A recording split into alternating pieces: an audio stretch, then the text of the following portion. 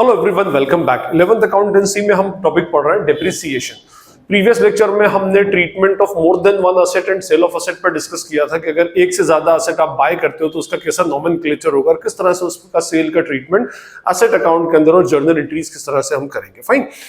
इस लेक्चर में हम डिस्कस करेंगे treatment of sale of a part of an asset. ठीक है, आपकी एक असेट का कोई एक स्पेसिफिक पार्ट अगर सेल हो जाए तो उसका फिर असेट अकाउंट में किस तरह से बेसिकली ट्रीटमेंट होगा।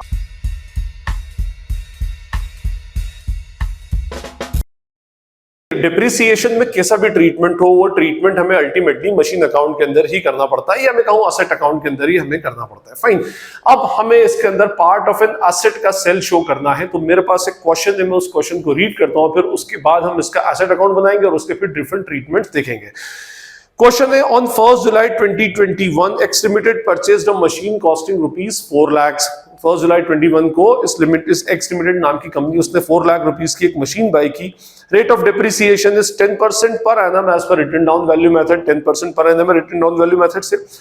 On 1 October 23 a part of a machine costing ₹1 lakh was sold for ₹65,000। ठीक है, ये उसने बोला prepare machine account up to 31 मार्च 2024। 31 मार्च 2024 तक को क्लोज करना है, means we have to follow financial year.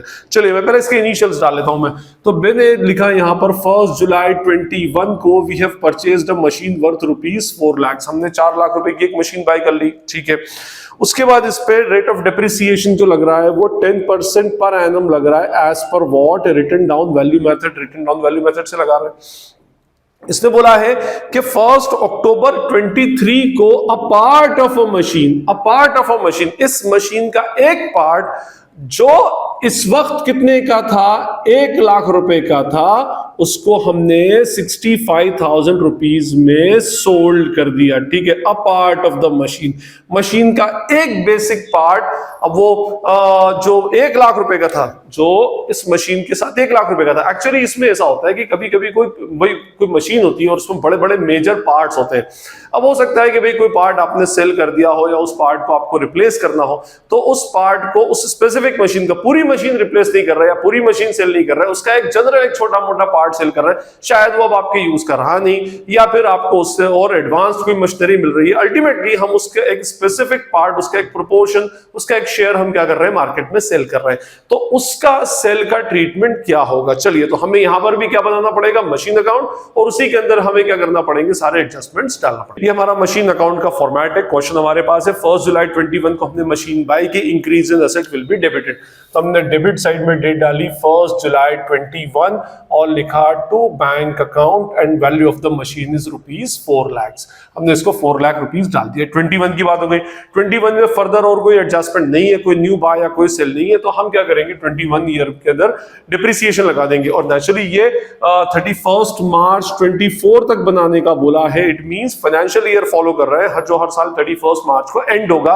तो अगर 1 जुलाई 21 को बाय किया तो ये वाला ईयर एंड होगा 31 मार्च 22 एंड बाय डिप्रिसिएशन। अब 1 जुलाई को बाय की थी, 31 मार्च को डिप्रिसिएशन लग रहा है 4 लाख का 10% for the period of what 9 months, that is what 30,000। 30,000 रुपए का डिप्रिसिएशन हमने चार्ज कर दिया। ठीक है जी। उसके बाद अब आए इसमें 31 मार्च 22 बाय बैलेंस CD। हम इसमें बैलेंस कैरी डाउन करेंगे, 3,70,000 रुपीज का बैलेंस CD हो जाएगा। ठीक है, टोटल कर देंगे। टोटल करने के बाद हमारा बैलेंस ब्रॉट डाउन हो जाएगा 1 अप्रैल 22 को to balance brought down, that is ₹3,70,000। अब हम बात करते हैं सेकंड ईयर की। फर्स्ट ईयर था हमारा 21-22, सेकंड ईयर है 22-23 और थर्ड ईयर है 22-24। ये 23-24 का पार्ट है। ओके, 22-23 में कोई भी इवेंट बाइंग और सेलिंग की नहीं है, तो हम डायरेक्टली क्या करते हैं, इस ईयर के एंड में डिप्रिसिएशन लगा दें। ये ईयर एंड होगा 31 मार्च 23 और by depreciation and method is written down value. Written down value means depreciation will be charged on 3,70,000। 3,70,000 का 10%, 37,000 विल बी द डिप्रिसिएशन। फिर 31 मार्च 23 को by balance CD we will 3,70,000 minus 37 is 3,33,000 will be the balance। उसके बाद ये year फिर हमारा close हुआ, दोनों साइड की टोटल 3,70,000 होगी। 1 अप्रैल 23 to balance brought down ₹3,33,000। Okay, ये 3,33,000 हमारा क्या आ गया, बैलेंस आ गया। अब ये वो ईयर है जिसमें हमने इस मशीन का एक पार्ट बेचा। अच्छा, यहां पर वैसे इसमें दो टाइप के क्वेश्चंस आते हैं, एक जिसमें वैल्यू दे देगा और एक जिसमें फ्रैक्शन दे देगा। फ्रैक्शन वाले या परसेंटेज वाले क्वेश्चन कंपैरेटिवली इजी होते हैं, जिसके अंदर वो दे देगा भाई 1/5 part of the machine was sold, तो फिर आप तो इजीली कैलकुलेट कर सकते हो 1/4 part of the machine was sold, 20% part of the machine was sold, तो वहां पर कंपैरेटिवली उसको कैलकुलेट करना इजी हो जाता है। इधर आपको यहां पर प्रोपोर्शन नहीं दिया तो आप प्रोपोर्शन निकाल लीजिए। कैसे, कि देखिए आपके पास टोटल मशीन की वैल्यू कितनी थी, 4 लाख, और उसमें से उस मशीन को बेचा गया जो जिसकी कॉस्ट 1 लाख रुपए थी। 1 lakh out of 4 lakh, 1 lakh out of 4 lakh, ठीक है। तो कितना तो यहां पर प्रोपोर्शन ऑफ मशीन सोल्ड, कितना प्रोपोर्शन ऑफ मशीन सोल्ड बनेगा, 1 lakh upon 4 lakh is equals to what, 1/4, और आप इसको 25% लिख सकते हैं और 0.25 भी बेसिकली लिख सकते हो, ठीक है, फाइन। तो अगर आपको प्रोपोर्शन दे दिया तो बहुत ही अच्छी बात है, और अगर प्रोपोर्शन नहीं दिया तो आपको प्रोपोर्शन फाइंड आउट करना पड़ेगा। अब क्वेश्चन ये होता है कि सर प्रोपोर्शन फाइंड आउट करने के पीछे रीजन क्या है, तो एक्चुअली रीजन ये होता है कि देखिए ये 3,33,000 जो हमारी टोटल मशीन की रिटन डाउन वैल्यू है, और हम इसका सिर्फ एक स्पेसिफिक पार्ट 1/4 पार्ट ही बेच रहे हैं, तो पहले मैं ये देखूंगा ना कि इसका 1/4 वैल्यू कितनी होती है, फिर उस पर मैं डेप्रिसिएशन चार्ज करूंगा, उसको सेल करूंगा, और फिर उस पर प्रॉफिट एंड लॉस कैलकुलेट करूंगा। जब तक मेरे पास उसका प्रोपोर्शन नहीं होगा, उसकी रिटन डाउन वैल्यू नहीं होगी, we are not able to find out correct amount of profit और loss on that specific machine. तो बेसिकली कहने का मीनिंग ये होता है कि आपको अगर प्रोपोर्शन दिया है तो वेल एंड गुड, वो तो बहुत ही इजी क्वेश्चन हो जाता है, और अगर प्रोपोर्शन नहीं दिया तो आप प्रोपोर्शन कैसे निकालेंगे, जितनी मशीन जो बेची उसकी कॉस्ट क्या थी और ओवरऑल मशीन की कॉस्ट क्या थी, 1 lakh of 4 lakh is what, 1/4। ये सिंपल सा इसका प्रोपोर्शन बेसिकली हो जाता है। अब हमें करना क्या है, देखिए यहां पर जब मैं इसको हटा रहा हूं, यहां पर हमारा टोटल 3,33,000 ये टोटल मशीन की रिटन डाउन वैल्यू है, बट हम इसका कितना पार्ट बेच रहे हैं, 1/4 पार्ट।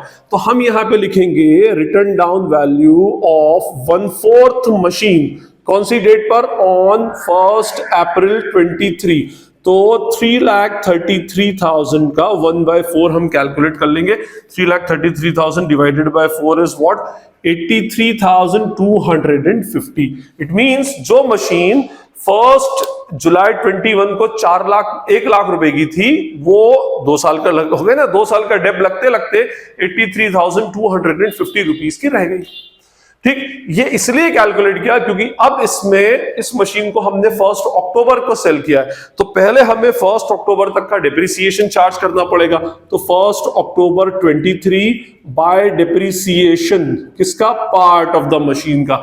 अब मैं किस पे कैलकुलेट करूंगा, ये तो 3,33,000 तो पूरी है, तो मैंने क्या किया, 1/4 मशीन की रिटन डाउन वैल्यू कैलकुलेट कर ली, और उस पर अब मैं डिप्रिसिएशन कैलकुलेट करूंगा, 83,250 इंटू 10% इंटू 6/12, 6 मंथ्स का, क्यों, from 1 April to 1 October into 10% and divided by 2 is 4162.5, और आई कैन से 4163 हमने इसका राउंड ऑफ करके डिप्रिसिएशन ले लिया, फाइन। अब हमने इसको सेल कर दिया, लो जी हमने इसको सेल किया by bank sale proceeds. Sale proceeds कितनी है इस मशीन की, 65,000। Now we have to find out the profit और लॉस। तो प्रॉफिट और लॉस फाइंड आउट करने के लिए आधा वर्किंग नोट तो मेरा बना ही हुआ है, 83,250 का इसका बैलेंस था, फिर हमने इसका डिप्रिसिएशन चार्ज किया up to 1 October 23, that is what, 4163 का डिप माइनस कर दिया, 83,250 माइनस 4163 इज व्हाट, 79087। ये आ गई इसकी रिटन डाउन वैल्यू, और देयरफॉर प्रॉफिट और loss is equals to sale proceeds minus WDV on the date of cell.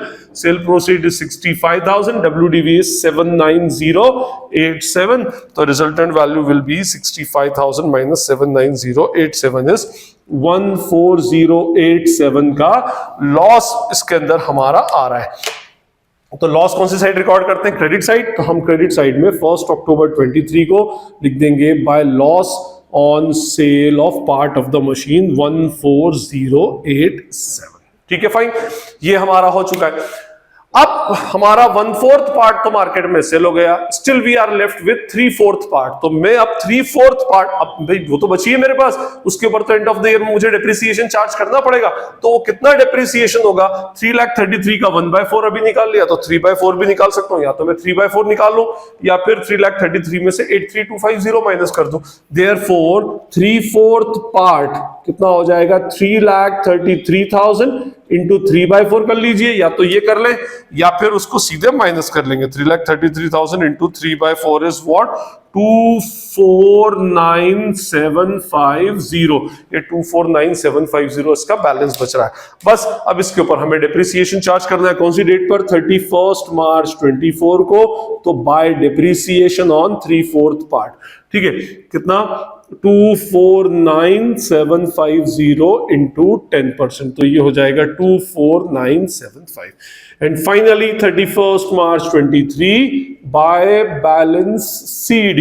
और अब हम इसको बैलेंस कर देंगे। बैलेंस करने का सबसे अच्छा तरीका 249,750 माइनस 249,750 माइनस 249,750, 224,775। ये हमने इसका बैलेंस इसका बेसिकली कर दिया। और नहीं तो इसमें से ये सारे माइनस करने के बाद भी अगर आप देखेंगे तो आपका यही बचने वाला है।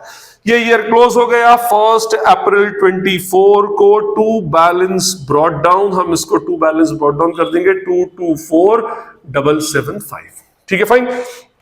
और फिर हम इसको, ये हमारा बैलेंस आ गया, हमारा मशीन अकाउंट कंप्लीट। तो ये हमारा केस था when part of an asset was sold. एक पार्ट, एक एसेट का जब हम सेल करते हैं, जैसे इसके अंदर हमने एक पार्ट सेल किया 1/4 में, चाहता तो आपको सीधे फ्रैक्शन वाला क्वेश्चन भी करवा सकता था, लेकिन वो कंपैरेटिवली इजी पड़ता है। वहां तो क्लियरली बोल देता है कि 1/4 पार्ट सेल हुआ है, 1/5 पार्ट सेल हुआ है, 1/2 पार्ट सेल हुआ है, तो वो बहुत ईजी होता है कंपैरेटिवली। यहां पर इस एक मशीन की कॉस्ट आपको मेंशन कर दी। अगर कॉस्ट मेंशन की है then you have to find out what written down value of that या fraction of that specific machine. आपको 1 लाख की मशीन सेल हुई है आउट ऑफ 4 लाख, तो इसका मतलब इसका फ्रैक्शन कितना होता है, 1/4 या 1/4, और वी कैन से 25% और 0.25। आप इसको ऐसे भी ले सकते हैं। और फिर जो आपकी रिटर्न डाउन वैल्यू इधर बचेगी, उस रिटर्न डाउन वैल्यू का वो आपको 2 पार्ट्स में क्लासिफाई करना है, 1/4 एंड व्हाट 3/4। फिर 1/4 पे आप डिप लगा दें और उसके बाद में उसको हम क्या करें, फाइनली सेल कर दें। अच्छा, ये स्ट्रेट लाइन मेथड से होता तो यहां पर डिप हमारा 1 लाख के ऊपर ही चार्ज होता, फाइन। तो आई होप आपको पार्ट ऑफ द मशीन का सेल जो है वो आपको क्लियर हो गया होगा। स्टिल अगर कोई क्वेरी या डाउट आपको लगती है तो आप कमेंट सेक्शन में मुझसे पूछ सकते हैं।